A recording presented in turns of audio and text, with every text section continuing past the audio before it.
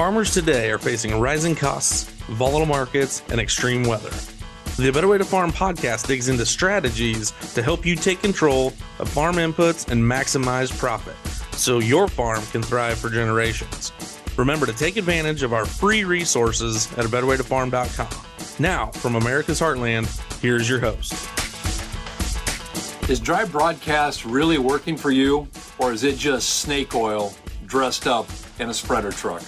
Hey, Rod here at A Better Way to Farm, where we increase yields and improve profits. And it's time to have a very honest conversation with ourselves. It's time to think. That comes around ever so often, and we are there with where we are. Guys, here's the deal. As farmers, we are facing rising costs. We've got shrinking return on investment. So let's think about this. Before we let the anhydrous rigs roll, before we let the dry broadcast rigs roll this fall, I'm going to ask that you consider a few things. And I've got some examples here to share with you. Guys, I've never been more excited. We have started a testing soil nutrients down as far as 7 feet, and that's going to be exciting. We're going to talk about this whole idea of what is snake oil. Today, we're going to look at both the truth behind the dry broadcast, as in is just putting more on, and we're going to look at the fact of what actually drives yield and drives profit. Let's review. Let's do a quick history here of dry broadcast.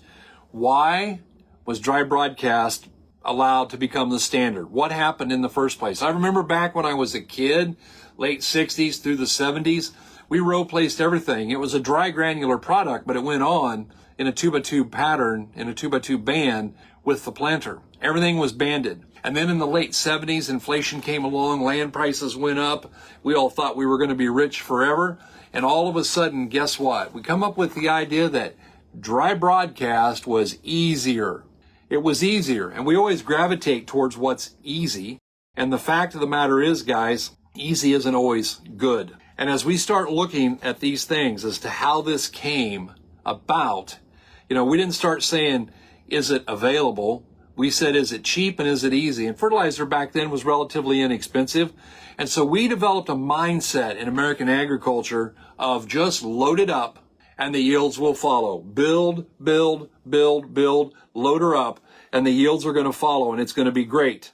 And guys, that did work fairly well back when it was cheap. But my question is, does it still make sense today? That's what we've got to ask ourselves. Guys, the fact of the matter is, number one, there are some problems here. We have efficiency losses. What happens? We get nutrients that tie up in the soil. And when those nutrients, particularly phosphorus, ties up in the soil, it becomes unavailable to the plants when the plant needs them. Number two, we have just the mere fact of availability based upon location. We know that phosphorus doesn't move more than about 1/10 of an inch. And the fact is that we know that roots don't grow to the middle of the row. They get there sooner or later, maybe as they get down 30 inches, if they get down 30 to 48 inches, but they are not going to get up on top of the soil, the stuff that gets applied there. As we start looking at that, all of a sudden we're going, ooh, wait a minute, does this really make sense? As we start looking at that, I want to point out that there are a lot of people out here. I hear guys still talking about, we do a 2-year spread. Man, we put everything on in the fall in front of our corn, and we apply both for then and for the next year for the beans. There's a fallacy there, ladies and gentlemen, that we need to be thinking about. That fallacy is this. The first year we put on dry broadcast, we can reasonably expect 10 to 20%, and that's according to the handbook from the Fertilizer Institute, 10 to 20%. The second year and every year thereafter, we get 1%. So what does that mean? That means when I do a 2-year spread, that first year I'm getting that 10 to 20%. I'm getting a little bit of a bang. But that second year, it's not much. And that is not the best thing that we need to do for our crops. And the fact is, guys, that we know that when we put it on top, instead of in the root zone, we know that it isn't going to move down. And especially if we happen to be in that no-till situation, all of a sudden we start getting some issues where we have stratification in the top and we have not as much nutrient down farther where the root zone is. When we overload that top few inches, we ignore the deeper needs of that plant. And I'm not sure that that's what we want to do. I'm not sure that that's how we want to handle this. I get people talking to me, and it's one of those things that this is where this originated from, the whole idea of maybe the snake oil is the dry. Because let's talk about a build program. Let me give you an analogy here. I've used it before, I'm going to use it again. If you hire someone to build you a house or a shop, and they haven't done it in 5 years, at what point in time would you say, you're not very good at this, we need to do something different? Because we don't let contractors take 5 years. We don't expect it to take 5 years or 10 years. We want to see progress all along the way. And at some point in time, just progress even isn't enough. It has to get done. The idea of a build is that it gets built, that we move into the next step. I hear farmers over and over again. We travel so much right now with all of our field days, and guys talking about, the people and their advisors are saying, stay in a build program, stay in a build program, stay in a build program. Guys, if you've been in that build program on your farm 5 years, 10 years, 15 years, however long it's been, how do your numbers compare now to when you started? The last time I did a podcast on this, I had 2 guys reach out to me, and they literally went back into soil test from 10 years ago. And when they got done with that, they were not very happy. Why? Because their numbers had moved very, very little. And they had put on an enormous amount of fertilizer. Guys, this is the year to rethink everything. Everything is on the table, and we got to figure out what we're going to do. The reality is, many people are not seeing those soil tests improve the way that they want them to. They're not even seeing the yields improve the way they want to. They're just seeing higher bills, much higher bills. This other project that I'm working on with a really good friend of ours from over in Illinois. His name is Kurt. And he was talking about the fact that their bill just really didn't change on how much they put on. It was the same amount of fertilizer year after year after year, even though they were only doing NP and K. And they already had very, very high levels. And all of a sudden, the light tripped on for Kurt and his family, and they realized that they needed to start looking at the other micronutrients, the other things that those corn crops need, that those bean crops need. What's the conclusion here? Guys, it's not building, it's treading water. And nobody wants to just tread water. Remember back when you took swimming lessons and you got into that class and you had to tread water for 20 or 30 minutes? Could you do it? Yeah. Did you need to know how to do it? Yeah, probably, in case you're in a boat that went down or something. But the fact of the matter is, I wanted to swim. And it's kind of like, why am I standing here treading water when I can swim over there about 200 yards and be on the beach? I'll just go over there. That's how it is with our build program. We're just treading water. Let's move over there and stop treading water, stop wearing ourselves out, stop putting out effort for nothing. And all of a sudden, let's get up to the beach where we want to be. Guys, there's a ton of science here that's being ignored. And the fact is, crops need 17 essential nutrients, not just NP and K. And the fact that we over-apply NP and K is never going to offset the need for the rest of those nutrients. All of the NPK in the world is not going to fix a zinc or a manganese or magnesium, an iron, a copper, a moly, a boron, a sulfur deficiency. Those are separate, and those need to be applied. And guys, the fact of the matter is, success is not measured in how many tons or how many 100 pounds of DAP or MAP or potash that we're putting on. It's measured in how many ounces that are applied per acre in the right place of the right thing. Let's literally embrace those 4 R's. Let's get that right product in the right place at the right time, at the right rate. Let's really embrace those 4 R's. Let's stop talking about it to make all the environmental people happy. Let's embrace it and use it, not for them, which I want to do. I want to be good for the environment, but good for you. You know my line. Everything that happens in agriculture is good for somebody. The question is who? Our goal here is that it be good for you, the end user, because if it isn't, then it's of no value. The only thing that matters in this equation is what is good for you and your farming operation. Guys, the timing is critical. It really is. And so is the placement. Nutrients available or placed in the in-furrow, right in the row, they're available from day one. They are ready to go. When we put in that orthophosphate, when we put in that good high potassium product, like a 318-18 or a 315-19-3. We've got phosphorus and potassium that's in there at day one germinating. When we put in the zinc and the magnesium and the manganese and the copper and iron, whatever it is that we need, it's right there. When we put that boron, when we put that nitrogen, when we put that sulfur over 2x2, it gets there very, very quickly. Why do we want to put those 2x2? Because we got to be very careful with what we put in that seed trench to make sure we're doing it right. I have a good friend, Chris. They had been in a build program on their farm for quite some period of time. And in that build program, they had managed to get their P1 test up to 16 parts per million. That's kind of in the medium range, right? They discontinued it. And 7 years later, using our liquid program, they raised it from 16 to 26. That's a 60% increase. Guys, when we can grow our P1 numbers faster this way, doesn't it make more sense? Because they also got the advantage of having the improved. You'll just say, well, how in the world did they build those numbers? It's easy. Number one, everything they row placed went into the plant right away. Our goal is to shove 100% of that phosphorus, that potassium, into that plant before it ever gets to V8, okay? All of it in the plant. Number two, when you apply the right P and the right K and you apply the right micronutrients that the soil test calls for, you drive roots. I am so excited today because of what we've been doing in these field days and these tests that we're running. And I've been in these root pits, and I was over at Kurt's and I saw roots down 78 inches. We've been places where there were roots were down 6 feet, where they've been down 8 feet, where they've been down 11 feet. And guys, when we do that, now all of a sudden, we drive those roots down and they come in contact with so much more of the soil profile. If we're shallow rooted, if our roots only get 18 to 24 inches, that's all we're getting to utilize. But when we drive them down 5 foot, 6 foot, 8 foot, 10 foot, now all of a sudden we're pulling nutrients up from way down deep. And where does it go? It goes into the stover. Yes, we take some out with grain.